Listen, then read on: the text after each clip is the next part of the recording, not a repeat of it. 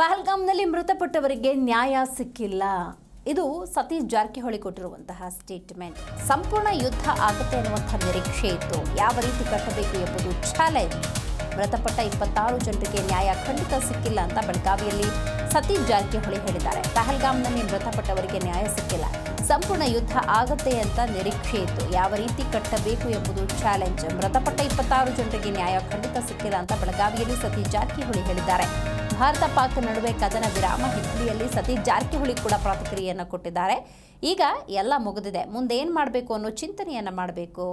ಇದು ಸತೀಶ್ ಜಾರಕಿಹೊಳಿ ಕೊಟ್ಟಿರುವಂತಹ ಪ್ರತಿಕ್ರಿಯೆ. ಈಗಂತೂ ಮುಗಿದಿದೆ, ಮುಂದೇನು ಮಾಡಬೇಕು ಅನ್ನೋದು ಪ್ರಶ್ನೆ ದೇಶಕ್ಕೆ ಅಷ್ಟೇ. ಈಗಂತೂ ಪೂರ್ಣ ಪ್ರಮಾಣ ಯುದ್ಧ ಆಗ್ತಂತೆಲ್ಲ ನಿರೀಕ್ಷೆ ಮಾಡಿದ್ರು, ಅದಾಗಿಲ್ಲ. ಸೊ ಇಷ್ಟಕ್ಕೆ ಸ್ಥಗಿತಗೊಂಡಿದೆ. ಮುಂದೆ ದೇಶವನ್ನು ಯಾವ ರೀತಿ ಕಟ್ಟಬೇಕು, ಬೆಳೆಸಬೇಕು ಅನ್ನೋದು ದೇಶಕ್ಕಿರುವಂಥ ಚಾಲೆಂಜ್.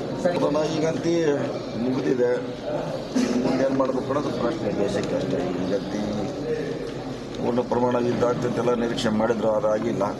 ಸೊ ಇಷ್ಟಕ್ಕೆ ಸ್ಥಗಿತಗೊಂಡಿದೆ. ಮುಂದೆ ದೇಶವನ್ನು ಯಾವ ರೀತಿ ಕಟ್ಟಬೇಕು, ಬೆಳೆಸಬೇಕು ಅನ್ನೋದು ದೇಶಕ್ಕಿರುವಂಥ ಚಾಲೆಂಜ್.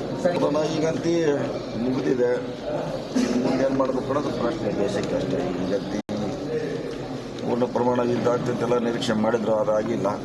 ಸೊ ಇಷ್ಟಕ್ಕೆ ಸ್ಥಗಿತಗೊಂಡಿದೆ.